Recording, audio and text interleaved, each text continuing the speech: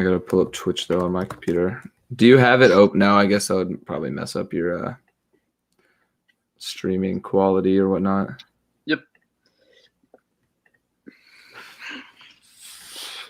I sound good, right? Like I'm using my my mic. Okay, cool. Yeah, sounds good. Sounds good to me, at least. Alrighty. I'll give maybe a couple seconds as we don't have any viewers right now. Last couple beer sips. Yeah. I want to have a thing this week, so that's a thing. Nice. Oh, a thing. Those are bad, Elijah. You can't do that. I know. But I got it for Austin, so. Fair enough. Yeah. All right. I'll go ahead and get into it then. Let's do it, baby. I got to make sure my mic is set up the right way, though. This always gives me too much trouble. I don't know why. I just figure in the right place for it. All right. Let's do it.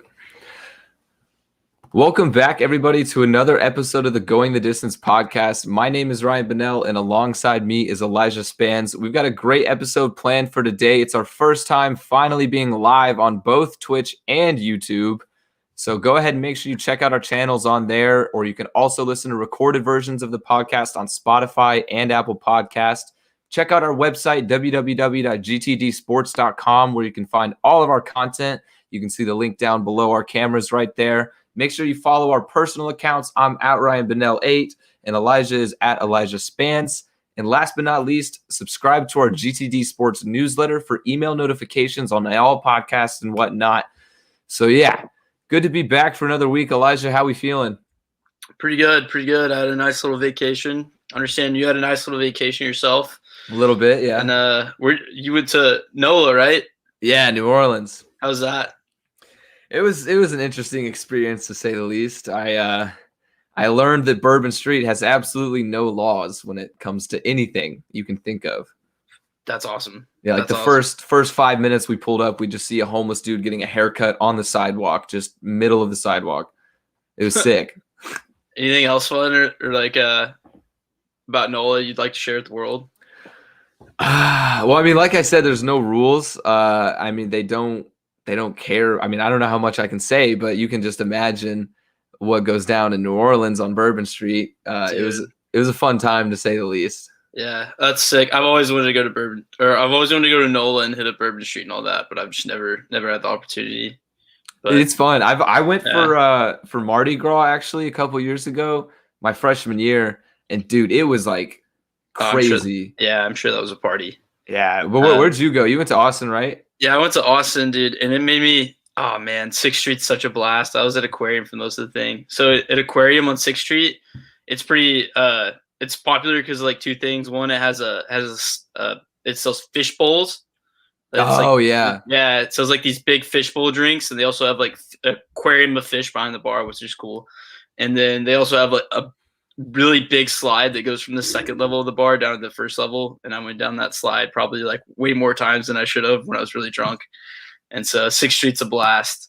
And and two, when I left the bar, you know those Lime scooters that are in Austin everywhere? Yeah, like literally everywhere. So I guess I lost my friend group. I didn't know what got separated. So I thought it'd be a great idea just to get on one of those Lime scooters and just whip around. And I think I whipped around for like an hour and a half after I left the bars. Dude, I mean, what? It probably cost you like $1 though to ride that thing for an hour. I think it was no, they're actually kind of expensive. Really? I thought it was like $1 for just to hop on it or something like that. Nah, you gotta they charge like per minute or something. I think it's like an initial fee and then like 35 cents per minute or some shit. I can't remember. I haven't rid one of those in a while, dude. Fort Worth doesn't have shit like that. Yeah, but it was really fun. I also busted ass on it when I was really drunk, but I just got right up. And then that was about it. But it made me really excited to move to Austin when I graduate. So I'm like ready now. Yeah. Do you know like where in Austin? Are you going to be more in like downtown or like kind of on the outskirts? I'm gonna be living in I'm looking at South Austin right now. Okay. In that area, maybe Riverside. I'm not entirely sure yet. I got to get closer because I still have until July until I finish my degree. So, how's job hunt looking? Fuck. It's like, so I applied to a bunch of places about a month ago, and I got like 3 callbacks, but like they wanted to hire me right away, and so it's I kind of slowed it down until this summer, and then I'm gonna pick it back up again because like all these places in Austin want to hire me right away. Like all these places are urgently hiring. Ooh, big shot, big shot. Yeah. Well, No, not, I'm just kidding. not me specifically, but like, you know what I mean? Yeah. So yeah. I'm not really worried about it. Austin's popping off right now, so I'm sure I'll find a job somewhere. Yeah, definitely. So we'll see. I mean, too, there's just a lot of people are moving to Austin to get like in general too right now. Bro, and it's such a young person's town too. And I was there, I was like, oh, like, because I've been kind of like low key freaking out about like, oh shit, like it's gonna be life after college. Like, what's it gonna be like? Dude. But then I realized when I went there, I'm like, oh, it's gonna be like literally about 1 million other people like me when I moved to Austin. Is like all these. That's like, true. It is very young. Yeah. So like all my fears went out the window. So I'm just pure excitement right now, ready to start making real money, real big boy money, and then we can throw big boy bets on there without feeling without shitty. worrying about it. Yeah, $500. Yeah. Well, you know, as much $500 credit won't be the end of the world. Yeah, responsibly. That's the key. Responsibly, for sure. Yeah. Yeah. But anyway, I want to start this episode off kind of how we did last week. I feel like it went well with the would you rather questions. That was kind of fun to get into.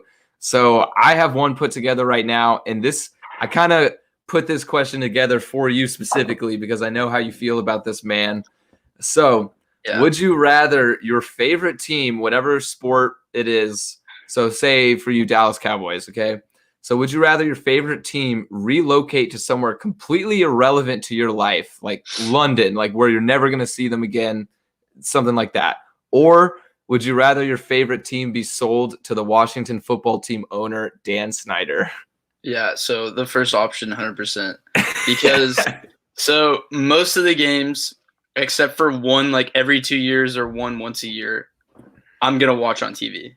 So I'm not going to, I'm not really going to go to the games. And if the Cowboys move to London, in this hypothetical situation, then I can make a trip out of it and it can be really fun. I get to go to London for it. So, but like if Dan Snyder would own the team, we would suck forever and I'd fucking hate them. So what if that's an easy choice? What if you had like season tickets, okay, and then they move, right? Let's add that to the equation. Then I could probably sell off my season tickets. Okay, well, fucking. I guess it's an easy choice for you. Yeah, I mean, I could because then I could make it. I could, either A, adopt a new team, or B, like, I could make a really fun trip out of it. Like, why not? That'd be cool. Okay, wait. I got a dope excuse to go to Europe. Follow up. Would you rather question? Would you rather your team be sold to Dan Snyder or the McNair family? Oh fuck. See, that's tough. That's tough. I don't know. I don't know if I could. I'm trying to think who's less scummy, but like, I guess I'd probably go with the McNair family. The McNair family is a little bit less scummy than Dan Snyder. Like a collective, at least. Well, the McNair family, they're just letting a guy run it just because he talks about God like every other sentence. Yeah, they're just letting Jack Easterby run the show. They've also had some not great comments in the past about like inmates running the prison and all that. Yeah. Great. Well, I mean, Dan Snyder's had his fair share of things. But Dan Snyder's also had some real legit like he should be like persecuted, maybe, possibly. So I don't know. Pick your poison on that one. Yeah, I think I would go with the McNair family, but that's really just like you said, pick your poison. All right, what you got for me though? I'm curious. All right, so would you rather work PR for a team that's still in the European Super League, or would you like to work PR? Would you rather work PR for the Las Vegas Raiders, who recently had that tweet of "I can breathe"? Yikes! That's tough choice. That's tough. Okay, so for those of you that don't know, Oakland Raiders recently put out a tweet after the Derek Chauvin trial broke. Like the news broke. Can you pull it up? Yeah, I'll pull it up real quick. It's really funny. So it's pretty tone deaf. Yeah. Well, I mean, it's not funny, okay, because like the situation isn't funny, but it's literally just funny how bad of a tweet it is or like how bad of an idea it was? Yeah. All right, here we go. I got it. Here we go. So, as you can see here, the Raiders put out "I Can Breathe," and they won't delete it. Yeah, they refuse to delete it too because the owner, Mark Davis, took responsibility for it. I'll let you talk about this. You wrote a blog about it. Yeah. So Mark Davis, he's if y'all don't know anything about him, he's a pretty weird dude. He's the one who has the bowl cut. He's rocked the bowl cut for forever now.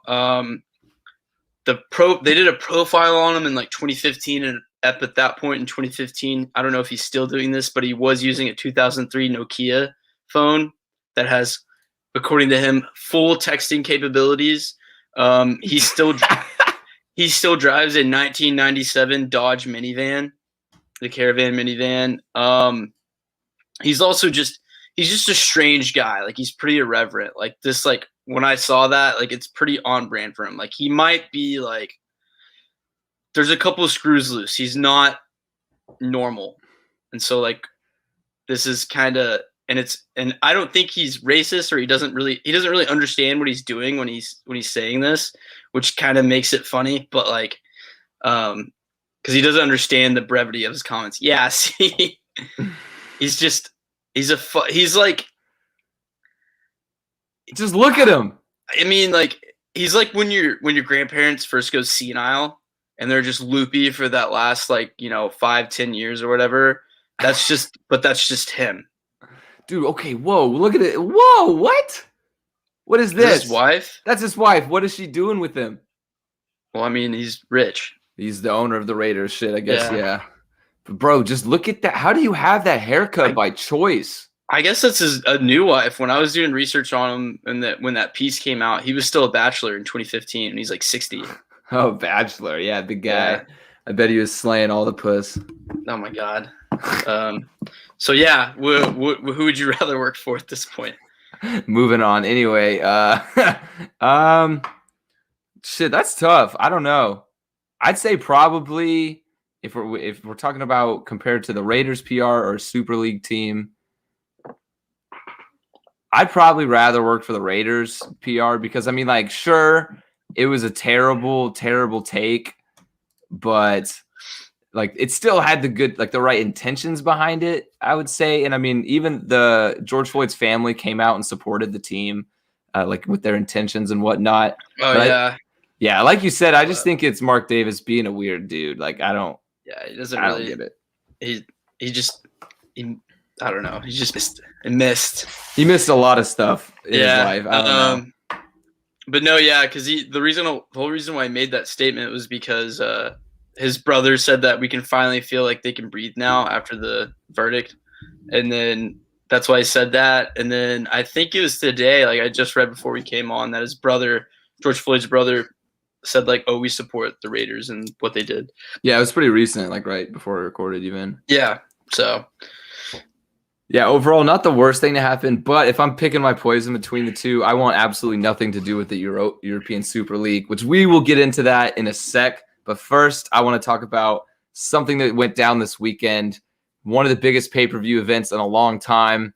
I didn't get to watch it live, but I saw it all go down. Jake Paul versus Ben Askren. I'm upset.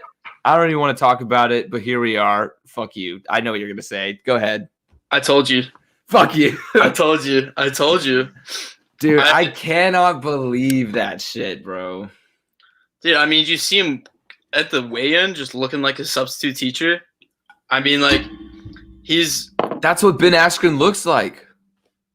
That was pretty bad. That's what he looks like. Hold on, I got something. Yeah, but pull up in his fighting career because I'm gonna see, because the weigh-in was pretty bad. No, I got something even better. I'm pulling up. I'm gonna show you a video, right? And you're gonna be like, oh my God, this is the most rigged shit I've ever seen in my life, right? Like, obviously. God damn it. Why does Ben Askren tweet so much? I don't know. But that fight was also like kind of a sham. I got to watch like the leaked version right after it happened, but I was pretty drunk, but it looked pretty soft. It was pretty soft. From what I remember, it looked pretty soft. And it's just kind of like, I don't know. He was there for the paycheck. He was like, there for the paycheck. Like, he look, didn't give a shit. so here's one aspect I wanted to bring up. So it's like this. There's a video. This is a picture of it, but there's a video of him walking in the locker room after the fight, just fucking having a grand old time, smiling, laughing with his wife. I mean, why wouldn't you, dude? You just made like over $1 million for 2 minutes worth of exercise. Like, I mean, I would be ecstatic. But this is what I wanted to show you right here. Okay, look at this. Yeah, This is what. Yeah. Okay, so for those not watching the live version, this is Ben Askren taking an absolute beating against Robbie Lawler in the UFC. And guess what? Ben Askren went on to win this fight, bro. Oh my God. I mean, like, that's almost to the point where you get it called off. Exactly. Like, he went on to win the fight. So it's like, my thing is, you're telling me he took that kind of beating in the UFC, like regularly. And then all of a sudden, one jab from the right hand of Jake Paul and he's out? Really? Well, didn't he say like he still felt like he could kept going, but then they just called it off and he's like, whatever. Yeah, so in the post-fight interview, like I don't have the exact clip ready to be pulled up, but he said that he was like, I mean, yeah, I thought it could have been or could have kept going. Like he said, he stood up, he got rocked, he put the gloves in the ref's hand and said, hey, I'm good to go. And the ref said, are you sure you're good to go? And he goes, yeah, I'm good. Let's do it. And then the ref said, no, you're not. And then Ben said, I mean, he's the ref. He's in charge. I can't really argue with him, but I don't know. They made their money. This is like, well, it's not even a real fight. Isn't it like a quote unquote exhibition? Yeah, that's what they said. But so Jake Paul's not even a real boxer at this point until he fights it, because he hasn't fought a real fight. I mean, like he fought. You're right. He fought like KSI, or who's the YouTuber? KSI's little brother, Deji. Yeah, he fought Deji. He fought freaking Nate Robinson, which was an embarrassment on Nate Robinson's part. He didn't even look like he knew what a punch was. Yeah, that was bad, dude. He fought the ghost of Ben Askren, who's just there for a paycheck. So, I mean, all this hype and all this like pre-draft or pre-fight like BS that they had going on, like was just all for show. And so, literally, so Jake Paul, I mean, like, good for Jake Paul for getting this. Like, I think it's hilarious how you can just make money by being the villain and doing this. But at some point, like, if he does this again, then nobody's going to buy his fifth fight. That's true. I mean, yeah, I don't know how long this can last, per se, because like you said, he hasn't fought a real fighter yet. He did call out after the fight, like, immediately after the fight. His first call out was Tommy Fury, which I'm sure you've heard of Tyson Fury, right? Yeah. Yeah, so like one of the best boxers on the planet, heavyweight world champion. So Tommy Fury is Tyson's nephew. And he happened to be, this is like weird timing for me, because me and my girlfriend just finished watching Love Island, and Tommy Fury was on Love Island, the UK reality show. Anyway, it's a good show. It's my guilty pleasure, but it's fucking good, bro. I'm telling you. It's so good. All right. But Tommy Fury was on Love Island, and he was like having to train like the whole time he was there. So he's a professional boxer too, and that's who Jake called out, was like, oh, Tommy, your girlfriend from Love Island was DMing me, yada, yada, trying to get him to fight him. But then I saw a video of him calling out Canelo Alvarez, bro. Oh, he get rocked. Canelo Alvarez, bro. Like, no, not a chance. I don't know. I think he should, whoever he fights, he should fight a real boxer, somebody who's like in the sport of boxing, and not a UFC who's a former UFC fighter whose main go at it was wrestling or like he's an Olympic wrestler, and a real legit boxer is who should fight next, or else he's just like, I think you should just, people at some point, if he keeps doing stuff like this, they're gonna look at him as irrelevant. Yeah, I agree, because like how you can't really continue to quote unquote prove yourself against people like Nate Robinson. I don't want to discredit Ben Askren, because Ben Askren has been in the fight game for 20 plus years. I just don't know how legitimate the event was. Because, I mean, Pete Davidson was the host of the event, right? And like literally his opening line was, well, you could tell how serious this event is because they have me here. I mean, it's Pete Davidson. Oh, I know. He's so funny, bro. Like, what was it? He said, I have something in there, but he was with Ben Askren in the interview, and he was like, "Hey, so it was like before the fight. He's like, everybody's rooting for you, right?" And Ben's like, "Really, Pete? You're rooting for me? Like that makes me happy." And then Pete's like, "Dude, everybody fucking hates that kid. Like, I mean, he can beat my ass, but he's a dickhead." Like, so yeah, it was funny to see Pete there. Have you seen King of Staten Island? No, I want to. Oh, dude, you should watch it. It's on HBO Max. It's so good. I've heard it's good. Yeah, it's like his first big feature, right? Yeah, I'd say just because Judd Apatow directed it, which is the guy behind like 40-Year-Old Virgin and Knocked Up and like a bunch of those great classic movies. Anyway, but yeah, it's like an entertainment event. I remember because Triller, the company that does all that, right? Yeah, Triller. They hosted the last one, and it was kind of weird because there was a bunch of those concerts in between, and like they're kind of shitty. Except the one cool part was that at least at the last one, when Snoop Dogg smoked the blunt while performing, I'm pretty sure he did that again too. Yeah, I heard that. Like a lot of people were complaining, like paid $50 for a boxing match, ended up watching a concert that I could have seen on YouTube. Like, I don't know. I didn't pay for it, so I didn't. Well, the thing about rap concerts is they just aren't usually as good. Whoa. Well, some rap, like the big rappers, I feel like they just don't really care.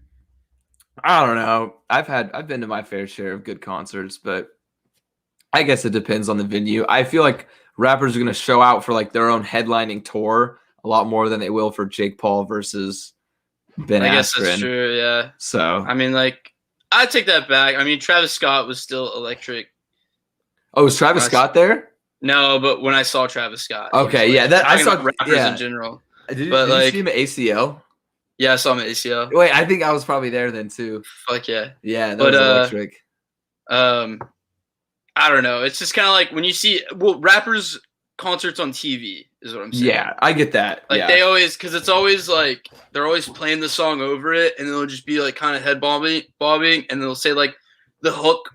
They'll sing along with the hook, and then they'll just go right back to like doing whatever they're doing. It's like, yeah, okay. It's kind of like just with any like TV, like even the Super Bowl, bro. I'm always kind of underwhelmed by the Super Bowl halftime show. And I mean, I guess there's just a lot more production value involved in it than like the actual concert itself. But like another example is the NBA All-Star Game. They usually get a huge name to come and perform, but it's never really something like super cool because like it's not their tour. So or like Thanksgiving halftime shows, they always suck. Yeah, they always like I've even they feel forced. I went to a Cowboys Thanksgiving Day one time and Pitbull was there, and it was like it was kind of cool because I was like, hey, Pitbull, but like it was also just a shitty concert. Yeah, or whatever the fuck he says. He pulled out Neo, which was kind of cool. But back to this fight. I don't know. Speaking of rappers, Snoop Dogg had $2 million on Jake Paul. Did he really? Yeah, like literally whenever. Did you see the video of the knockout? Yeah, like vaguely, and then it got taken down, so I couldn't watch it when I was sober. So like right before the knockout happened, Snoop Dogg was literally, it was like perfect timing. Snoop Dogg was like, shit, somebody better tell Jake to start going. I got $2 million on this fight. Bring me my money, Jake. And then literally right after he says that, boom, bring me my money, Jake. Like he just starts screaming. No way. Like it was like perfect timing. But yeah, Snoop Dogg made a lot of money on the fight. Do you think he actually had $2 million, or you think that was also another publicity stunt? That's a good question. I don't know. I mean, if anybody's going to put $2 million on a fight, Snoop Dogg has the money. Like, why not? You know? Yeah, I don't know. Who knows? I feel like with this bullshit and with that Triller company, it's just a bunch of smoke and mirrors. Yeah, exactly. Because you think about it too, like the Mike Tyson fight that they had, which is the main event at the last event they put on. It was like a draw or whatever. Yeah, and there's no chance that Mike Tyson lost. No, that Mike Tyson won that fight, but they said it was a draw because it's an exhibition and they can do whatever they want. So like, yeah, exactly. Yeah, that's my Triller advice. Is definitely a money grabbing company. Yeah, my advice to people is that do not put your money on anything that Triller puts on, because it's like, you're gonna get robbed. And plus, especially. I guarantee there's like 1 million free streams that you can find somewhere on the internet. That's what I did last time I watched it. Yeah, that's what I mean. That's what like 90% of the world does, probably. Yeah. Which is still crazy though that like they put up these pay-per-view numbers. Yeah. How much was it? I remember I saw some tweet like what 20 million or some shit. I don't know how many people bought it exactly, Or one and but a I half know. million. So like Ben Askren was estimated to make like he was getting paid around $500,000 just to step in the ring, right? And now with like all the pay-per-views, the incentives, everything collective, it's not confirmed, but it's reported that he took home around $5 million from this. Yeah. $5 million? Yeah, not confirmed because they haven't released the full pay. They have confirmed that he made $500,000 just for showing up. So that's confirmed. But yeah, $5 million, which that would be like Ben Askren's entire UFC career in 2 minutes of boxing. That's absurd. Like that's crazy. Yeah, that's I mean, like I don't blame him for taking the fight. Yeah, But, right. I don't blame him. I would too. Good for him. Yeah, especially when his legacy is kind of already remembered by that 5-second knockout. Who cares? Like, yeah, he's already known for just that was like his most famous moment, even though he was really good. Yeah, that's kind of what upsets me. Is like there was a bunch of people too on Twitter talking about like, oh, Jake should fight like a real fighter. Like, sure, he's not a real boxer, but don't call Ben Askren not a real fighter. Like Ben Askren is a fighter. That's what he does. Like, I don't know. Maybe it's just because I've been following him in the MMA for a while. I heard a take too that was like, oh, well, Jake Paul fought the YouTuber, and then they're like, well, you need to fight an athlete. Then he fought the athlete, and well, you need to fight a real fighter. Then he fought the real fighter. And now people are saying, well, then you need to fight a real boxer. But like, I kind of agree with that too.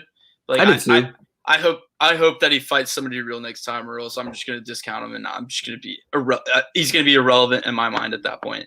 Well, so here's my question then: is Jake Paul good for the sport of boxing or bad for the sport?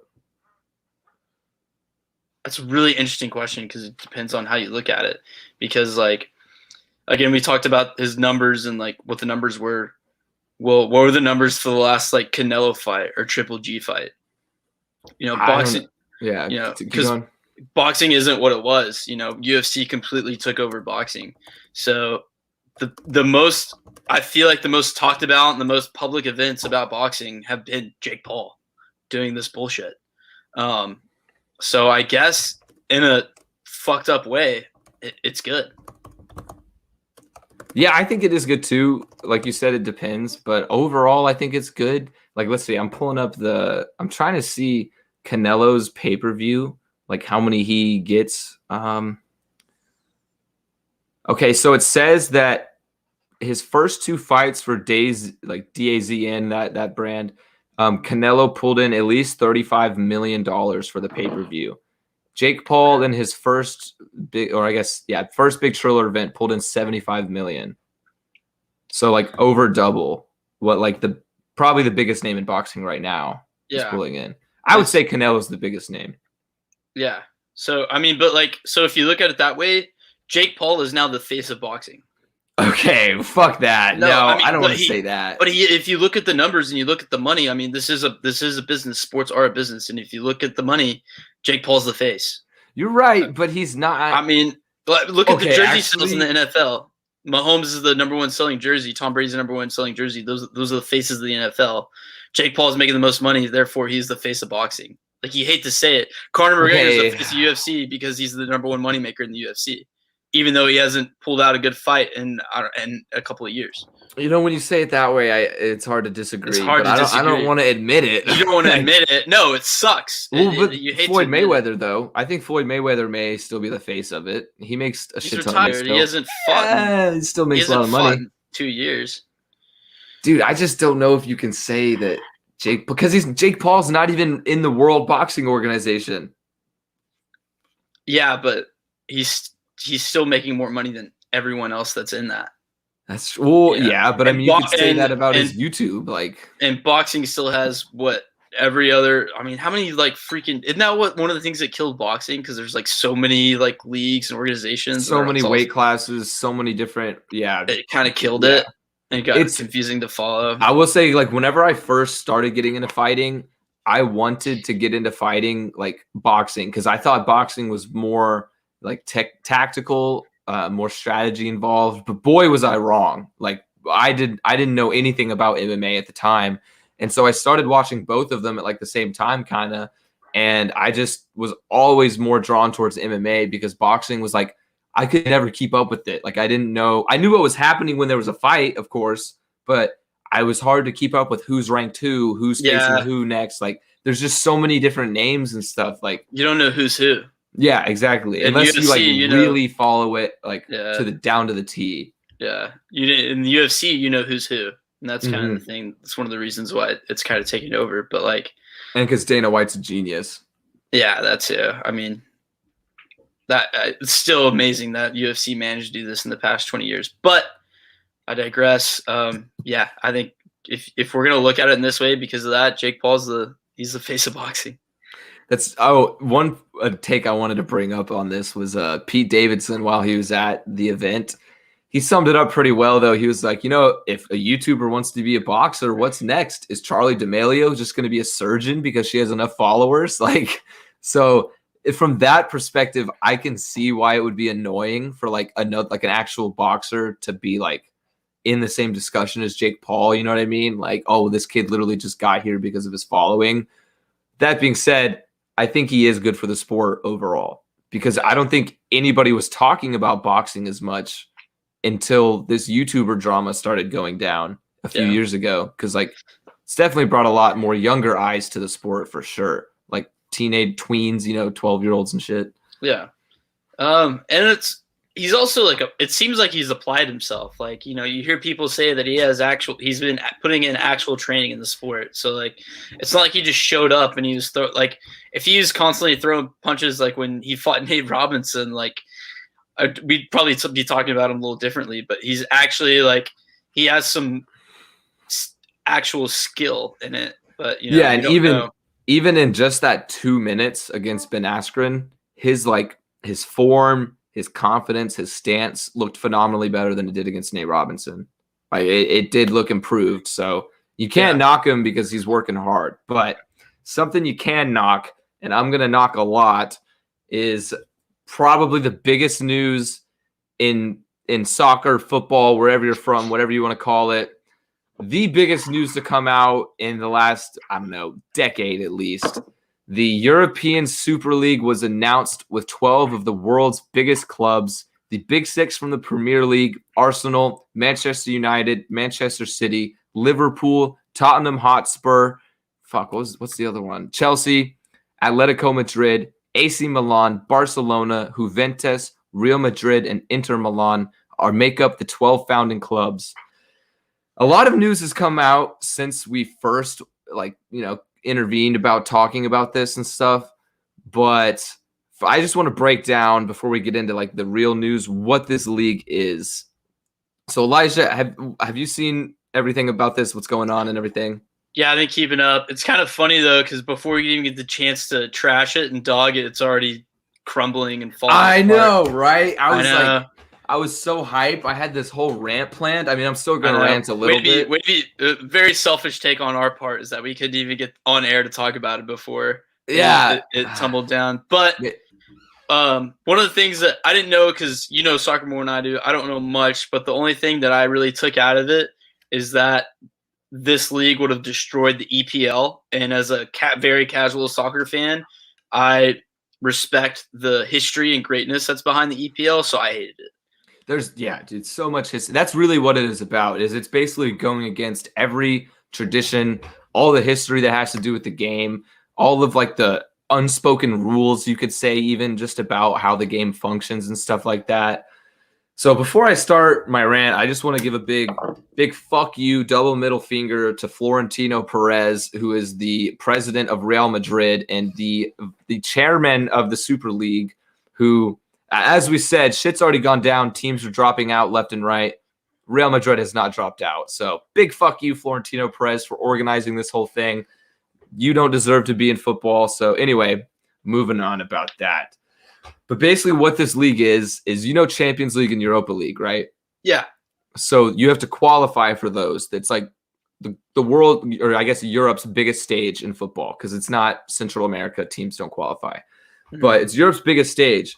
And the tradition has been going on for years. You have to earn it, and any team can qualify. That's the beauty, right? You look at a few years back, Leicester City, they were at 5,000 to 1 odds to win the Premier League. They won the Premier League. It happened. It was a miracle. It was one of the craziest things to ever happen in sports. That can never happen again with the European Super League. It eliminates all possibilities for that because it's the same big clubs that have the money and have the infrastructure every single year. So it's just basically taking away the competitive nature of soccer. Like, you don't have to do anything to earn this. It's going to be, and fans are already concerned about injuries, how they're going to manage playing in the Premier League and Champions League and the FA Cup all at once, right? Mm-hmm. And now you're just throwing in the Super League, a guaranteed 18 to 23 games per year. How are your players going to manage that? You know, like, is there not going to be any injury, any fatigue? Like, I just don't understand. I don't know. Like, I saw James, I'm kind of going on a rant now at this point, but I saw James Corden, the talk show host. He brought up a really good point. I mean, he's not super credible in soccer, but he brought up a great point. He said he's English. Yeah, he's English. He knows what he's talking about, but he compared it to the same 3 actors being nominated for an Oscar, no matter what movie they were in, no matter what year it was. Just like Meryl Streep, like people like that, they're always great, no matter what. And then just one person maybe can come along, but they'll never win it. It's always those 3 every time.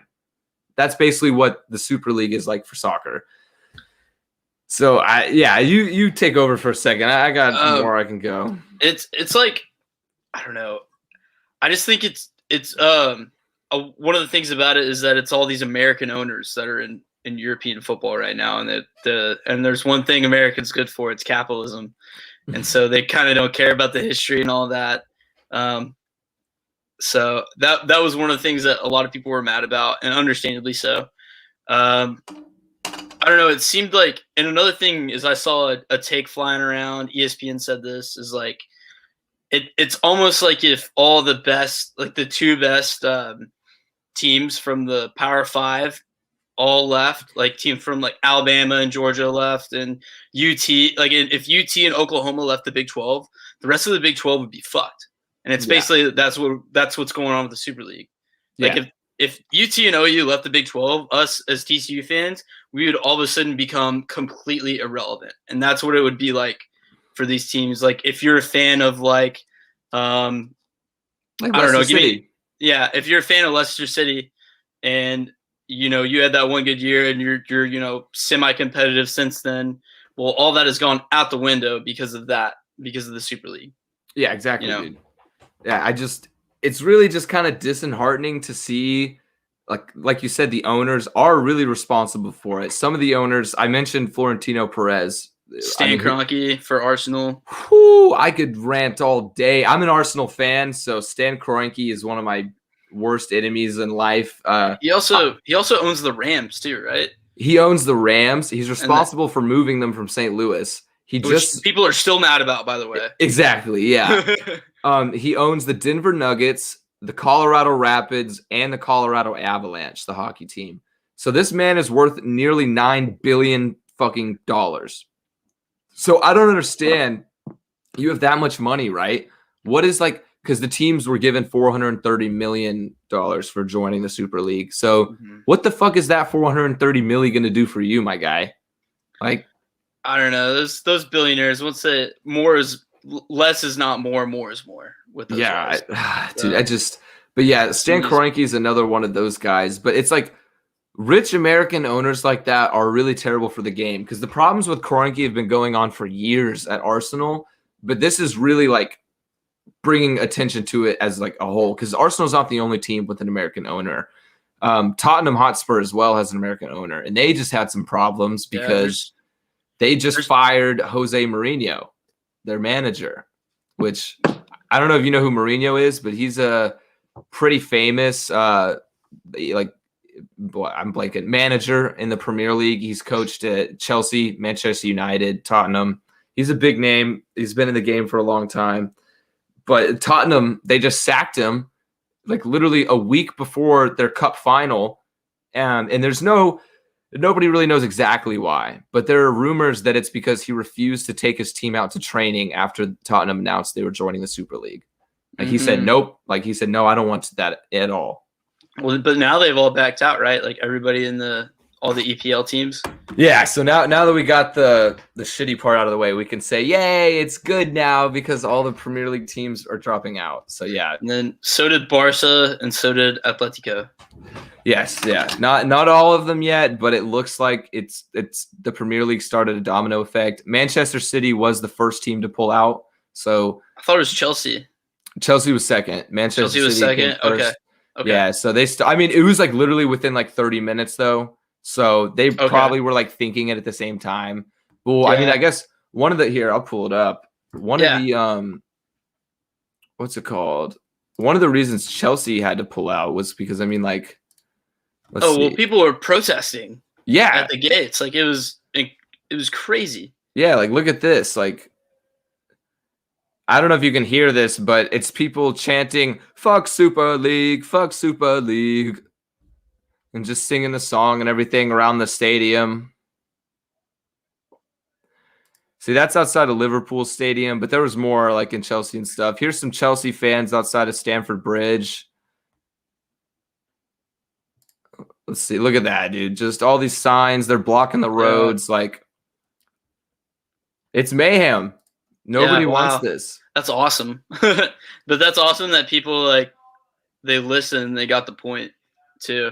Yeah, exactly. I like that, too, a lot. Yeah. Because honestly, though, like if something like this happened in America, this would not faze them. No, not at all. There would have been nothing. So I think that's really cool that they were able to get the point across and that they actually listened. Which is kind of ironic because like the whole idea of them joining the Super League was like going against everything the fans wanted. But then it was like as soon as they were like, oh shit, this is really how the fans feel, like they had to drop out. So all in all, it looks like things are going to be okay. Football is going to live, or European football is going to live on. People were a little bit worried. There was like a bunch of tweets saying rest in peace football, born 1869, died 2021. A bit dramatic, but yeah, it's over. Well, it looks like. I remember because when I first saw the news of it, it was on TikTok, so I thought it was fake. But like a part of that TikTok was a guy in, I think, England breaking it down. He was calling it an existential threat to football itself. So that's how serious it was, and that's how much it would have fucked up the whole sport. So this could have been really bad, but then it's saved, thank God. And the more I read up on about it, and the more that it seemed like it sucked and it wasn't a good thing. And so I was really glad that I didn't see it to happen because I want to get more and more into football, and I think more Americans should get more and more into football because I think it's another sport to watch. Like fuck it. Yeah, dude, exactly, right? Yeah, I felt I didn't really get into it until I was like, I think 13, 14. So it's been about 7 years. But like as an American fan, and again, I've only really been in the game for like a few years. So like as an American fan who hasn't grown up around it, like my perspective is limited. So like even like just you and I talking about it, we probably don't like fully understand. We don't understand the gravity of the situation. Of how heavy it is, which is I am working on right now. For next week's podcast episode, we may be having a fellow Arsenal fan of mine come on the show who grew up in England to maybe give us some perspective on like how people over there are thinking and stuff like that. So that'll be another update too, because hopefully by next week, the entire Super League is shut down. Like, you know what I mean? Like, and we can just talk about the what ifs or the like how it shut down, things like that. So okay, yeah, absolutely. All right, but this weekend, big event. Speaking of UFC that we were talking about earlier, UFC 261 is this weekend. Usman versus Masvidal 2.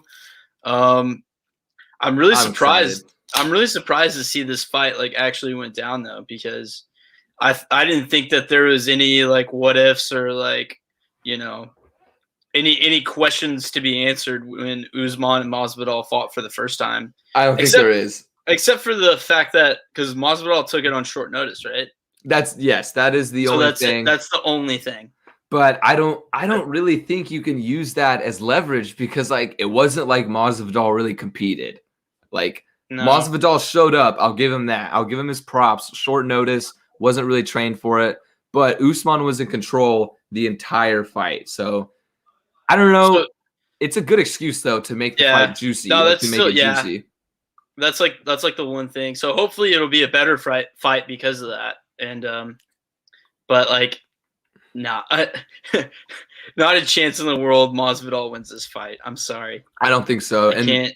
I What I don't was going to care. ask, It's kind of one of those. It's kind of one of those fights when you see the betting odds, and I don't know. I don't know what the odds are. Do you know? I mean, Usman's got to be at least minus 300, minus 400, right? Yeah, let me see that. Masvidal betting odds. I'd agree. He's he's a minus 400 favorite. Yeah, and it doesn't matter where plus 320. It doesn't matter what the betting odds are. Like, just it's gonna make you money. Just don't look at the risk. Look at the to win. So what you're saying is I should put $400 on Usman to win 100. That's what you're telling me right now. Yeah. Are we gonna have to do that this Saturday? Is that what's gonna happen? I mean, I'm not because I'm still retired. Okay, yeah, no, I'm not doing that. I would. No. I think I'll put for the Usman in a parlay.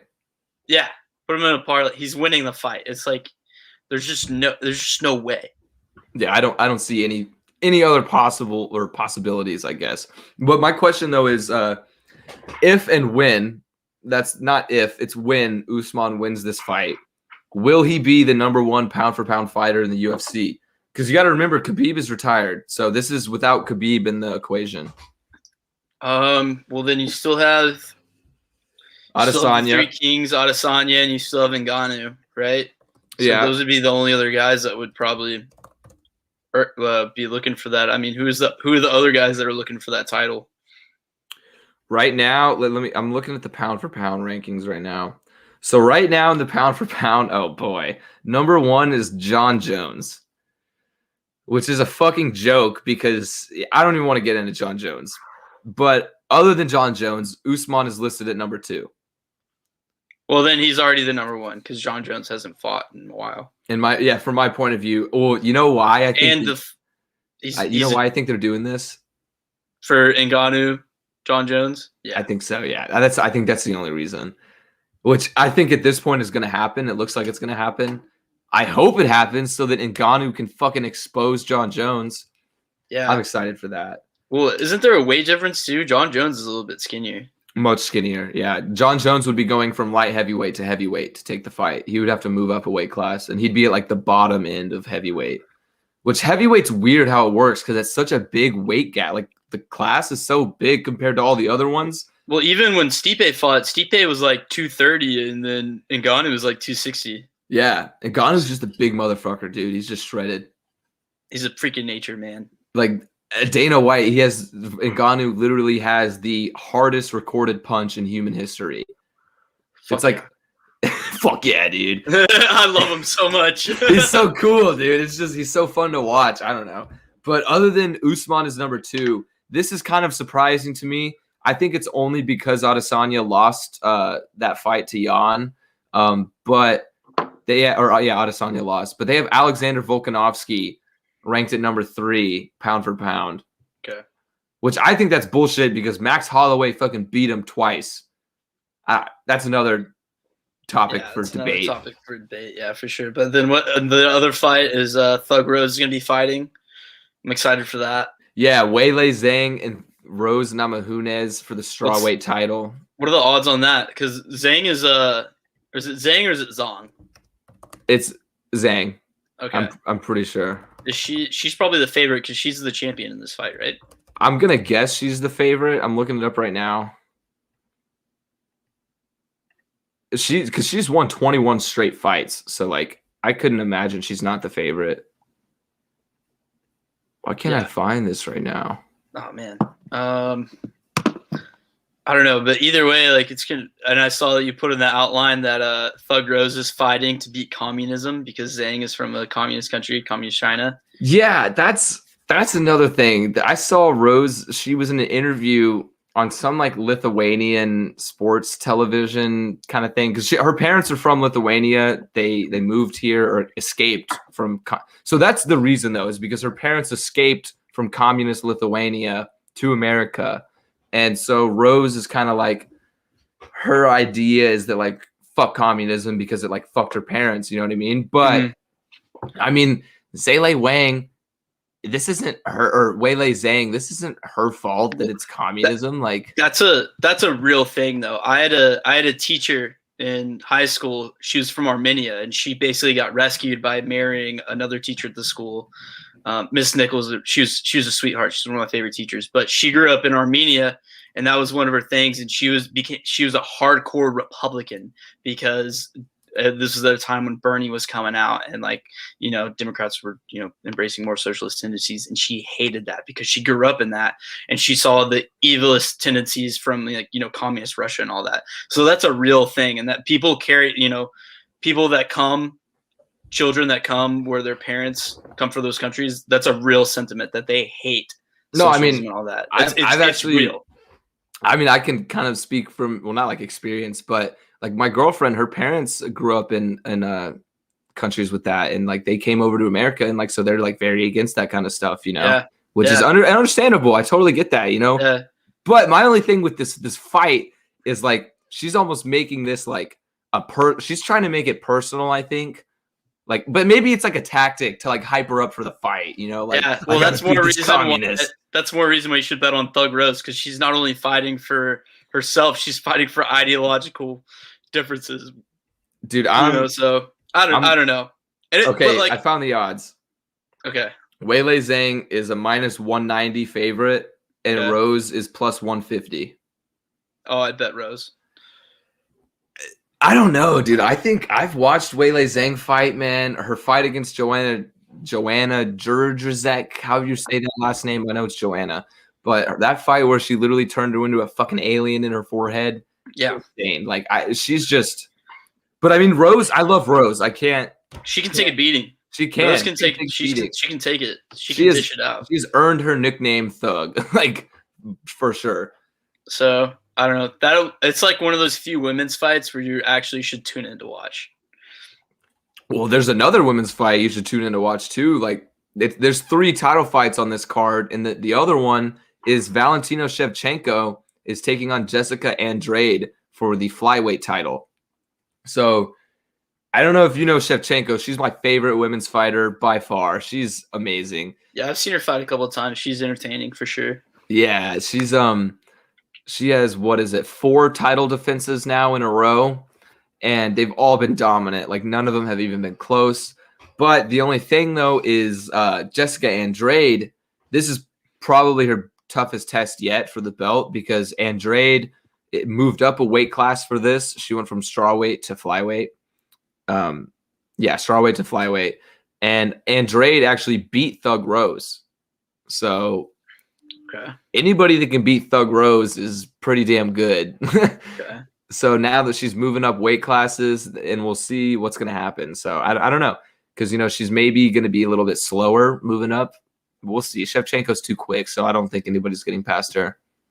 Yeah. Is there any other undercards worth looking at? Let's see here. Nah, I don't know. I haven't really checked out the undercard too much. I know that this fight has fans back in the stands. Oh man, that'll be fun. It's sold out in like seconds. Oh yeah, well people are desperate to go do something. Yeah, and Dana White also came out in an interview and said that there will be no masks in the stands. Well, it's in Jacksonville, right? So that's not really a surprise. Yeah. Duval don't give a fuck. Duval. Yeah. So I'm looking at the undercard now, and there's not necessarily like this one isn't really like a crazy fight, but Alex Oliveira is fighting. He's a pretty well-known, good fighter, welterweight. That's in the prelims to finish it up. And then also on the main card before all the title fights is Uriah Hall and Chris Weidman. So that's a good fight right there. All right.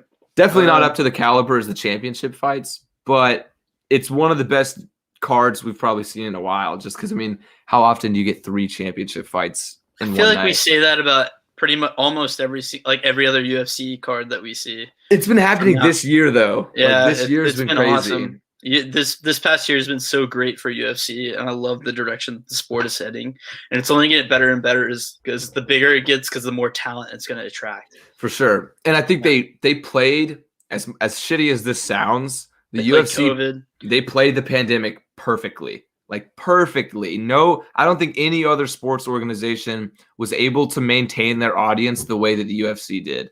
Yeah, like they it was definitely incredible. seized the opportunity. Yeah, and now they're back to normal basically. Like they did it. They made it. Yeah. And it's here to stay too, I think. Oh, for sure. Fucking for sure. awesome. It's just great TV. It's great to watch. And I do like too that it's not all pay-per-view, because that's some of the complaints I hear is like, oh, I want to watch MMA, but I don't want to pay $60. Well, it's like, well, watch one of the free fights. It's literally every Saturday there's fights. Every Saturday night. That's all. Yeah. Yeah, and not all of them are going to be paid for. Also, they put up quality fights in the fight nights too every once in a while. Yeah, exactly. Like there was just Kevin Gastelum and Robert Whittaker last Saturday. They were at a free event, UFC Vegas, which Whittaker won that fight, by the way. Where were they ranked? Whittaker is the number one contender. Okay. So they're saying Whittaker's going to fight Adesanya now. Okay. Yeah. So yeah, they'll put up worthy fights that you don't have to pay for. Yeah. Or do you have to have ESPN Plus now? Or is that one, some of them you do, but then I'm pretty sure UFC Vegas is on just like ESPN on like normal broadcast TV. Okay. Yeah. But it's weird. They have like UFC Apex, they have UFC Vegas, they have UFC Fight Night, and then they have UFC like numbers, like the main events. Yeah. So it's kind of, in that sense, it's a little tough to keep up with, but it's like just every Saturday night there's fights. Yeah, every Saturday night there's fights, and every now and then they throw them on Wednesday. Yeah. Well, and also if you have ESPN Plus, which you should, I have it. I'd recommend it. You're a sports fan. You kind of need it. It's only like what, $5 a month? Yeah, $5 a month. It's not terrible. You get a lot of soccer with it, a lot of Serie A, a lot of good articles too. I can't tell you how many good articles I read off ESPN Plus. Plus you get, the fights. Yeah. Too, so it's worth it. Yeah, shout out ESPN. They should sponsor us for that quick promo we just gave them. I wish. I wish. Yeah, that'd be the dream. All our troubles would be. We definitely have to stop cursing for the mouse though, but I would do it. Nah, bro. If they don't want us how we are, then we don't need them, bro. Oh, I'd sell out in a heartbeat. Are you kidding me? Honestly, I would too. For ESPN shit, I'd be like, whatever you want, sir. If you're writing my paychecks. All right, let's get some draft talk. Draft's next week. I'm so excited for the draft. We'll probably give an even more in-depth draft talk next week. Probably even we could probably spend close to an hour on the draft. At least I feel like I could next week. But there's a couple of things going down.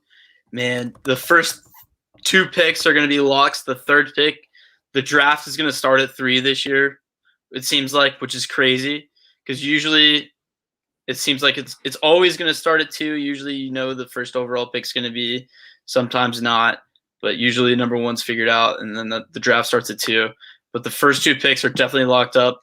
Lawrence number 1, Fields 2, 3 is going to be. Whoa! I mean, not Fields. I mean Wilson. Okay, Wilson. I was about to say. Okay, well, if that's what you think, I don't think it's locked up in that. No, that was a definite mental mistake right there. Wilson's going number 2. It's almost 100% guarantee at this point. Yeah. Number 3 is where we see some speculation. 49ers were rumored to be enamored with Mac Jones when they made the trade. Now there's some Fields hype. There's even some Trey Lance speculation as well. So we do know it's going to be one of those 3 quarterbacks. So we do know that. And then 4th, Atlanta. Like, what's Atlanta going to do? Are they going to trade down? Are they going to take a quarterback? What do you think? So I think that, I agree with you that the draft starts at pick number 3. What are the Niners going to do with that? Which personally, I think they're going to take Justin Fields at this point. I think it's locked up. Well, not a lock per se, but I'd say it's at least a 70% chance they go with Fields. I feel like we're not going to know until the day of or the day before.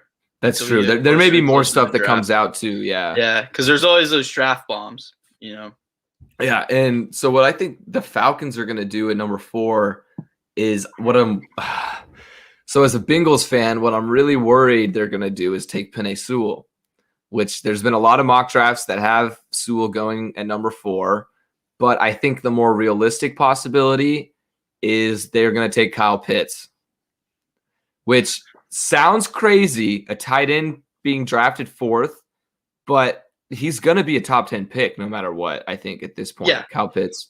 Yeah, like the way he's been talked about, everything that's going. I mean, he's a freak of nature. I don't think we've seen a tight end like him, maybe in my lifetime coming into the draft. I don't know, but Well, at this point, to call him a tight end would almost be kind of somewhat of a discredit. I would call him a playmaker.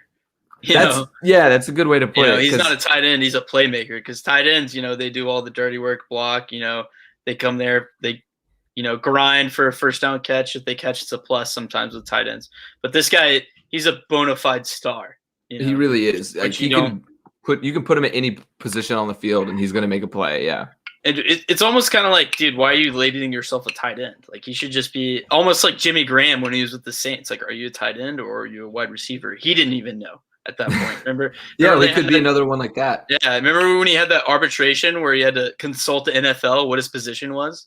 Wait, really? I didn't hear about that actually. Yeah, it's when he was still with the Saints, and he didn't even know if he filed some kind of arbitration with the NFL if he was a tight end or a wide receiver to get some kind of, I don't know, just for labeling purposes. And the NFL was like, "You're tight end." And he was like, "Okay, cool."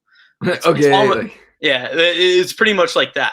Is like, if you wanted to draft him and be like, "Hey, you're not a tight end anymore, you're a wide receiver," he'd go, "Okay," because he's fast and big enough for it. I mean, he's what, 6'6"? Yeah, 6'5". 6'5". Yeah, that's Calvin Johnson basically, except faster. Yeah, I mean, he is. He's one of those guys that I think is going to be an instant impact in the NFL. Like wherever he goes, instant impact. I mean, if he goes to Atlanta, I don't know what they can do with Matt Ryan in his old age, but he's still balling, dude. Yeah, it's just every year there's always just question marks, I feel like, at this point. But you got Julio Jones, Calvin Ridley, and Kyle Pitts now. That's a pretty good receiving core. So I feel like their offense could do some damage. Yeah, well, it's just that defense. It's always been the question mark. But they hired another offensive-minded head coach. So we see. I think the best route to take for the Falcons, though, is to trade down. I would too. I would too at that point. I think what's going to happen is, and it might even happen on draft night, is that the Falcons are going to trade down on draft night, and then another team is going to swoop in to take a fourth quarterback in a row. Ooh, that would be juicy. I could totally see that happening. And I wouldn't be surprised if the Patriots trade up. Yeah. The Patriots are going to be aggressive in the market for sure. Yeah. So, okay. So I'm looking at right now. The Eagles are another name to look at too for the trade up market. Nick Sirianni today just said that it's no guarantee. He would not name Jalen Hurts the starter, and he said it's going to be an open competition for the starting job. So they're going to take a fucking quarterback in the first round. That's what they literally just told the entire world, "Hey, we're going to take a quarterback." Him and Hurts. If they do that, bro, I don't know what I would. I would have no words. That'd be the dumbest shit I've seen in so long. Why would they not go with Jalen Hurts? I mean, Jalen Hurts wasn't that great. Oh, he did pretty good. I feel like his first few games starting, he did a lot of things that was like he would put himself into situations with his feet. Yeah, I could see that. I don't know. He would escape. Though, He would escape clean pockets and put pressure on himself and stuff like that. So, yeah, I don't know. The Eagles don't know what they're doing. That's a good way to put it. Yeah. I saw the Eagles GM was saying he plays rock, paper, scissors with the recruits or like the people he's scouting to like measure their level of competition. So he's like, if they get really into it, I'm like, that's a competitor right there. And I'm like, bro, that's kind of cool, but I don't know if that's how you should measure your NFL draft talent. I kind of see it because like I'm a pretty competitive person, and I'll even get into a dumb game of rock, paper, scissors. But at the same time, you're fucking stupid if you're basing your business decisions off rock, paper, scissors. Yeah, but so I'm looking at the recent Todd McShay's most recent mock draft. So, of course, Lawrence going first to the Jags, Wilson second to the Jets. So this is interesting, though. He has Mac Jones going number 3 to the 49ers. It's because there's the buzz around it. That's just. But I've also heard, though, a lot of buzz with the Niners and Justin Fields. So I think, it's between those two, though. They're going to take one of them. Do you hear that? The 49ers offered a first-round pick to the Jets for Darnold. A first rounder. Yeah. So the only thing I have to say about that is how fucking bad is Jimmy Garoppolo? Yeah, like it seems like they're trying to get away. Yeah, like I thought he was a decent quarterback. Like are they that desperate to get rid of him or to get somebody else instead of him? Like that. I don't know. Like, or is it maybe just because they think like these guys in this draft are like crazy talented? What are they see? Well, just Darnold itself though. Like, what are they seeing that they don't like Jimmy Garoppolo that the rest of the world doesn't? You know? Or yeah, I guess what do they see in Darnold that's better than Garoppolo? Yeah, because I would take Garoppolo over Darnold. I would too. Now. Yeah, I would. That's weird to me. I don't know. I'm curious though to see what they do with the number 3 pick. Again, I'm more nervous for the 4th pick because I'm a Bengals fan. Bengals are not in the market for a quarterback whatsoever because Joe Burrow, our king, is here to lead us. Yep. Yeah. Speaking of that though, we released our new jerseys, which by the way, snooze. Really? Dude, they're the same. That's my complaint. Like they're good. Like they're fine uniforms, but it was just kind of like, oh, okay. Like, yeah, I didn't like that. They didn't really change much, but I like them because they didn't fuck it up. I'll say that. Like, it's not bad. Like, it's not like when the Jets changed their uniforms, everybody was like, shit. Yeah, I think it's just like a more modern take on the Bengals jersey. So I think the only thing they could have done better is making white Bengal helmets. Like white and black Bengal helmets. Yeah, I think the NFL still has its one shell rule. I thought they got rid of it, but apparently they didn't. I thought they did too. Let me look it up, but keep talking. That's weird. Yeah. Well, okay, so like back to the 4th and 5th pick. So right now, Todd McShay, like I said, has Kyle Pitts going to the Falcons at number 4. But this doesn't make any sense. I don't know what Todd McShay is thinking with this. So he has the Bengals taking Jamar Chase over Penei Sewell. Yeah, I don't think so. I think that after the even though it would be awesome to see Jamar Chase and Burrow reunite, and it would be enticing for the Bengals to do so, you just saw your future get absolutely demolished for his entire rookie season. You have to get him protection. Yeah. And it's not like they don't have playmakers on the field right now, and you can always find playmakers in the next draft. But if you have the opportunity to go ahead and get a stalwart at left tackle, the most important to protect Joe Burrow's blind side, you have to do that. Yeah, I mean, like some of our playmakers came in the 2nd round. Like you got Tyler Boyd was a 2nd round pick. T. Higgins was a 2nd round pick. Like they were both 2nd round picks. So why not go out and get somebody to protect our quarterback, and then maybe try and find something later in the draft? Yeah, I think that's what they'll do. Probably, and they'll probably go with the 1st rounder to get him help next year. The Bengals management seems to surprise me every single time, so I wouldn't be surprised if they take Jamar Chase. We'll see. Be interesting to see. I think one surprise out of this draft is I think that a big slide out of it is going to be Devontae Smith. I think he's going to fall out of the top 10. Really? We're seeing it more and more that he's going to slide. That's interesting because, Todd McShay has him going 6 to the Dolphins, which I've heard the Dolphins could take any of the receivers, though. 6th. If the Dolphins don't pick him at 6th, the Dolphins could still choose Chase over. That's true. If Chase is available, they're gonna take Chase. I think.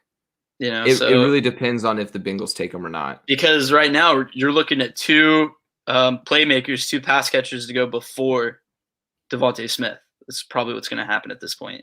So he could easily slide out of the top 10, which is crazy. It's crazy though that they say literally on this mock draft, it's Devontae Smith at 6, Jalen Waddle at 7, and then Patrick Surtain at 8. Just 3 Alabama players back to back in the top 10. Well, I think Surtain hopefully he goes to the Cowboys at 10. That's who I want us to pick. I've seen a lot of mock drafts with him at 10. Yeah, I think we're either going to take him or Farley out of Virginia Tech. Either way, we're going defense. We have to. Farley would be a good pick. We might even trade down. There's been a lot of mock drafts that speculated trade down with the Cowboys. Dude, this draft, man, is going to be fucking amazing, great. dude. My only thing is that the top 10 is going to be so electric that the rest of the first round is just going to be a snooze fest. Yeah, honestly, it's literally going to be like the first half of the first round. It's like, holy shit, like what's going to happen? Not even the first half, like the first third. I don't know. I mean, let's see. Like down below, there's been talks about the Giants at number 11. They're going to trade down to maybe New England. The first 12. The first 12, I'm saying outside of the first 12 is going to be like, it's going to be kind of it depends on what the Patriots do at 15. I think they're going to trade up. I think so too. I would not be surprised. Be aggressive. I think they're going to go. I've seen that. I don't know though. Who would Bill Belichick prefer? Do you think Bill Belichick wants Mac Jones? That's who I think he's going for. I mean, he kind of fits the mold. That's what I'm thinking. What they've had, the Tom Brady anticipation. He's not very mobile. Or they could take a new route. I could see them going for Trey Lance. I could see them taking Trey because think about it. They re-signed Cam Newton, and they like Cam Newton. They don't love him, but they've been on record saying they like Cam Newton very much. So I could very easily see them going ahead and trading up, taking Trey Lance, and then having him sit for a year, learning the NFL game, getting used to the NFL game, then rolling with him. I can see that too. Maybe just not with Trey Lance though, because I'm not sold on Trey Lance. I don't think he's one of the top 5 quarterbacks. I really don't. I think I would take Kyle Trask ahead of Trey Lance. But maybe that's just me. I mean, I'm not an NFL scout. Not Kyle Trask. I would take Kellen Mond over Kyle I've heard a lot of good things about Kellen Mond too. Like people have been hyping him up ever since combine stuff and everything started. One of my buddies who's a religious A&M fan, he's watched every single game that Mond has played, and he says that Mond's really good. He's just inconsistent.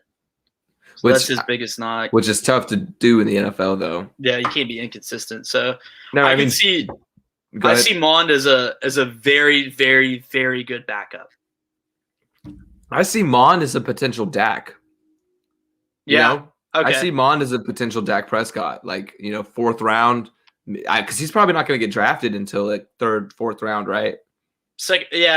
Late second, third. Okay. Probably. Yeah, I could see him going in the second, actually. 2nd, 3rd, and 4th is what we're looking at for Mond. Kyle Trask, I mean, probably go in the boat. Dude, I see him not going until like the 5th. After the Cotton Bowl, when he didn't have his playmakers there to make him look good. Yeah. He's not. I don't know. I just loved watching Kyle Trask. I liked watching him during the college football. He was a lot of fun. Yeah. But I like Kellen Mond too. Kellen Mond's a good player. I kind of watched him because he was at A&M was he starting for 3 years, I think? He was a multi-year starter. All four. Yeah. A 4-year starter. Yeah. There for a long time, man. Him and Jimbo tried to cook something up. Hopefully. I mean, they did. The last year, they were in playoff contention. They're good, yeah. Yeah. Good for him, though. So my question before we move on from draft talk is what team or teams do you think is under the most pressure to come away with a good draft? Wow. The Jets. Yeah, I was going to say the same thing. The Jets, 100%. The Jets. They have to – Zach Wilson has to be a hit. Yeah, they literally cannot afford to lose their first-round pick. Not lose, but – to bust on their first-round pick. And even after the first-round pick, they can't afford any slip-ups, really. They need an A-plus draft if they want to restore the mojo in New York and whatever. And then I'm going to give you a dark horse pick for who needs to really hit on this draft is the Dolphins. The Dolphins are in a position now where they need to contend, and they have to hit on these last few draft picks because right now they're in a position where they're rich and they're getting richer. And they have to get richer in this draft to make a push to become a real playoff contender and a Super Bowl contender at this point. I like that a lot, actually. I do, yeah. I could totally see that because you're right. Miami is a contender now. Like they are, like especially if they hit it on this draft, they're definitely a contender. That would be my 2 picks. Is the Jets from an obvious standpoint, but from a dark horse, like they need to hit this in order to secure a very successful future, which I think they can have with Brian Flores. The Dolphins need to hit on this draft. I think my dark horse, I mean, I agree with you. The Jets would be the first priority, but is the Denver Broncos. Not necessarily because they're in contention at all, but because I don't remember the last time they had a phenomenal draft. They drafted Bradley Chubb was their best pick in a long time. And that's really it. They haven't had a great first round in a while. So they're in the market potentially for a quarterback. There's been talk about that John Elway still loves Drew Lock, which I don't get why. So we'll see what happens with that. But yeah, I mean, I don't know. I think they're a dark horse too, that they kind of really need a good draft. And then one more I'll give you too is the Niners, is they have to hit on their quarterback that they take. Yeah, now that they traded, you're right. And now that they traded, they have to make sure that their gambling away of Jimmy Garoppolo is worth it and verified and Yeah, so I agree. it'd be another. All All right. It's that time of week again. Time for some rapid fire topics. Love it or loathe it. Everybody's favorite segment. And by everybody, I mean Ryan, Elijah, and the 6 people watching us right now. Let's pull it up, baby. It's time. All right. I got the fancy little banner there at the bottom of the screen. Elijah, you go ahead. I'll answer some first. You go ahead and read some off real quick. So if anybody doesn't know what love it or loathe it is, we try to hold ourselves to as minimal time as possible. We go through these topics as fast as we can. And if we love it, we'll talk about it for a second. And if we loathe it, we'll just move right on to the next topic. All right. Hit me with it, Elijah. All right. So LaMarcus Aldridge retires from the NBA due to health concerns. I love this. I don't love that he had health concerns, but I love that I love that he retired because it's the right thing to do, if you're like actually at health risk playing the game.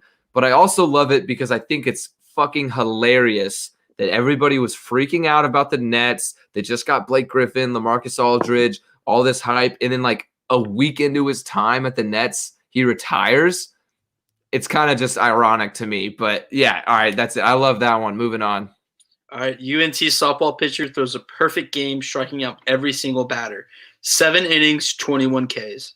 I love this. I don't think this got enough attention I saw it on Barstool Sports is where I got the story.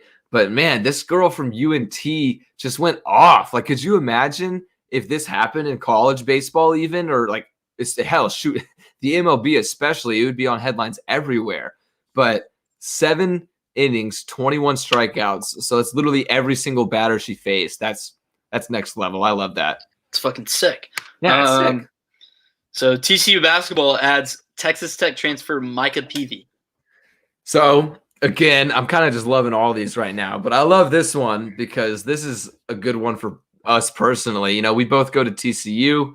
We've had a bit of a problem with players transferring out of the program ever since Jamie Dixon got here. I don't know what it is, but almost every year a few players have transferred. And this year we're literally losing 5 players to transfer and 2 to the NBA draft. So that's an entire, like the minimum for a roster is 7 players. We're losing a minimum roster. So TCU has already brought in a couple transfers. There's a Vanderbilt guard who played for 4 years, so some good experience there. But Micah Peavy started 25 games for a top 25 team in the country and went to the NCAA tournament. So great experience under his belt. He played for a phenomenal coach that left for UT. But yeah, I think it's a huge pickup for TCU. Huge. All right. The Yankees are currently the worst team in the American League with a 6-10 record. I love it. I'm a Rangers fan, so it's always fun to watch the Yankees struggle, especially whenever they're projected to be one of the best teams in the league. The only thing I like about the Yankees is Aaron Judge. He's a lot of fun to watch, but that's that. I like that. Fun to see them do bad. I think it's a big surprise that they're struggling like that because they brought literally everyone back from that great team that they've had the past 2 years. Yeah, exactly. I don't think anybody saw this coming. Okay. Kevin Durant lists top 5 players he's ever played with and didn't mention Russell Westbrook. I loathe this. I don't understand. How does Westbrook not make the list? I think he's just trying to be petty. Moving on. Yeah, pettiness. All right. Alton Smith signs with the Seattle Seahawks 2 days after he allegedly choked someone out in a coffee shop. Dude, I love this. Not because he choked somebody out, but I just think it's hilarious how this whole story went down. And also, I I was in New Orleans when he got arrested in New Orleans. So like I literally had a couple friends texting me. They're like, "Hey, yo, you see Alden Smith at all?" And I'm like, "Nope, sorry, I missed him." So yeah, it's kind of just I don't get what the Seahawks are thinking. They kind of have a history with some. If you remember Trayvon Boykin, the TCU quarterback, he was with the Seahawks, got arrested like 3 times, and the Seahawks were like, "No, it's fine, come on back." But yeah, and they drafted Frank Clark after his domestic abuse situation. So they also no wonder why the Cowboys didn't re-sign him. I was kind of mad at first. Now I'm okay with it. Yeah. All right, number 1 recruit in the country, Chet Holgrim, 7 foot 1 inch center, commits to Gonzaga. I love it. I feel like I'm loving all these right now, but a lot of love in the air tonight. Yeah, a lot of love in the air tonight. But I like this guy. I watched. I don't know much about him, Chet Holgrim, but I watched a couple of his highlights, and he is one of those players you don't really see often. He's a 7'1" center, but he has handles. He can dribble, and he has a jump shot. I mean, I think he's NBA bound if you watch him. So it's good to see him go to Gonzaga. I think it's better that way instead of one of these traditional perennial powerhouses like Kentucky, Duke, Kansas that normally get the top recruits. I mean, Gonzaga's up there for sure, but overall, it's nice to see a little change. All right, I'm going to throw you the curveball. This is just in breaking news. Trae Young has been helped to the locker room. He's been he landed awkwardly on his ankle, and he might be really seriously hurt. Like it just happened? Literally just got the notification when you're talking. Fuck. I will loathe it. Fuck. I don't want Trae Young hurt. All right. Alex Smith retires from football. Loathe it. I love Alex Smith. It's just I'm sad to see him go. He was fun to watch. Good story. The Oakland A's win 11 straight games after opening the season with a league worst 1-7 record. I love this. Ironically, because they're in the same division as the Rangers. I've always liked the A's. For some reason, I have too. I don't know what it is, but Billy Bean. Maybe so. Maybe Moneyball, of course. But they started with a 1-7 record, or actually they started 0-6, and then 1-7 was still a league worst at the time. And now they have 11 wins, which today, I don't know if you saw, but they were down 12-11 in the 10th inning. And the third baseman for the Twins, I don't know his name, but the third baseman on the Twins literally had an error over first base, threw it over his head, and the A's won that way. It was back-to-back, too. The play before that, they had the game-winning out. Crazy. Yeah. So 11 straight wins now. It's crazy to see it. You don't really see those kind of streaks in the MLB that often. All right. Moving on now. Your turn, Elijah. Love it or loathe it. First one. Carlos Rodon throws the second no-hitter of the season against the Cleveland Indians and was one hit by pitch away from a perfect game. I love it. I always love seeing no-hitters in perfect games. It's one of the things that makes baseball great. If none of y'all have ever seen it, y'all should watch a short documentary about the perfect game. It'll bring a tear to your eye if you love baseball and how much it means to the sport. But I think this is almost on Armando Galarraga level of heartbreak that this should have been a perfect game. But at least he got a no-hitter, so good for him. Yeah, especially because I think it was in the 9th inning. But yeah, it was in the 9th. So moving on, Las Vegas Raiders posting some weird shit on Twitter. We already talked about this. Yeah, loathe it. All right, moving on then. Anthony Davis will make his return against the Dallas Mavericks tomorrow. All right, loathe it. All right, interesting. The Los Angeles Dodgers are on pace to have the best record in Major League Baseball history. Yeah, I love this. I don't think they're going to.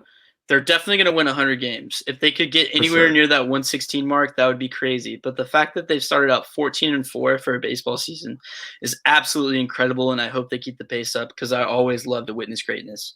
Yeah, I couldn't disagree. All right, so the New York Knicks are currently holding the best win streak in the NBA with 7 straight and are sitting at 5th in the East. I love it. The Knicks are back to relevancy. Finally, the big market team, ESPN, can finally shut up about how bad the Knicks are, and Tom Thibodeau has once again proven that he is an elite head coach in this league. All right, yep. Always fun to see Julius Randle put up 40 points. All right, the Los Angeles Dodgers sent Vin Scully, long-term famous play-by-play broadcaster, his very own World Series ring from last season. I love it. Good for Vince Scully. He's one of the legendary announcers in all of baseball and all of American sports. It's good to see a member of the media get this much love because usually we don't always do. So Yeah. good for him. Yeah, I agree. We not always get the love. All right, so I don't want to mess up this name. Kohei Arihara, is that correct? Kohei Arihara of the Texas Rangers pitches against Shohei Ohtani. And the two used to be former teammates in Japan for the Nippon Ham Fighters and won a championship together in 2016. Yeah, this is awesome. I love this. I think that this is so great for the sport of baseball and MLB. It's also going to drive a lot of I guess we already have a lot of Japanese people watching the MLB, but I just always think it's cool when something like this happens. And I want to have like somebody on or get down to the science of why not more great Japanese players come to America to play in the MLB. I'd be really interested to see that and see what the differences are. That would be interesting, yeah, to talk to somebody about. Because you see, a lot of the best Cuban and all the best players from South America, they always come here no matter what. Is it because of a financial situation and Japanese players don't have to? I don't know, but it'd be really interesting it'd be really interesting to see why this doesn't happen more. But anyway, that's just really awesome. Very cool moment. Shohei thought in the second at bat, the first at bat, Kohei struck Shohei out. The second at bat, Shohei thought he struck a bomb, and then he got a home run stolen off him. Oh, really? Yeah, it was sick. It was sick. Yeah, I was chilling because I had like 3 units on the Angels to win the first 5 innings. So I cashed in on that. So I was chilling. Yeah. All right, moving on. Last but not least, the NFL has changed its jersey rule numbers to where now running backs, wide receivers, tight ends, linebackers, and defensive backs can wear single digits on their uniforms. Yeah, I'm just gonna go and say I love this. It'd be kind of interesting to see like which players will switch jersey numbers. I'm also curious of why the NFL felt they needed to do this, but I don't know. Kind of random. Cool. Yeah, it'd be cool to just see guys go back some of their college numbers and college players being able to stick with their numbers in the NFL. So I guess it'll be cool. It'll be kind of weird at first. Yeah, but, we'll get used to it, especially seeing a linebacker wearing like number 5. So, yeah. But whatever. If you watch enough college football, I think it won't be that big of a transition. But yeah, I like that too. Yeah. All right, well, that's going to do it for this week's episode. We appreciate you if you stayed tuned from the beginning all the way to the end.